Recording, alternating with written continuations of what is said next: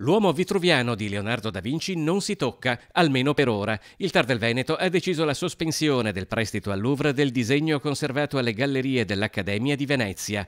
Il ricorso presentato da Italia Nostra ha ottenuto una prima vittoria, ma il braccio di ferro attorno a un'opera tra le più conosciute dell'intera storia dell'arte non è ancora finito. Tenendo conto dell'apertura della mostra parigina prevista per il 24 ottobre, il Tribunale amministrativo ha deciso di anticipare la discussione in Camera di Consiglio al 16 ottobre.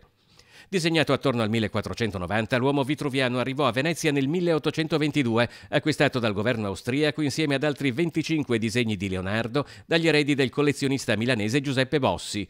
Il disegno a penna e inchiostro è talmente delicato da poter essere esposto solo per 3 mesi ogni 5 anni, 3 mesi che si erano appena conclusi alle gallerie dell'Accademia. Italia Nostra aveva presentato ricorso al TAR forte di 3 perizie che secondo l'associazione confermano il grave stato di salute del disegno e i rischi legati ad una sua nuova esposizione prolungata alla luce. Dal MIBAC invece difendono la validità dell'accordo firmato a Parigi che ha portato al prestito. Lo scambio di opere è avvenuto secondo le specifiche prescrizioni di tutela dettate dai singoli musei.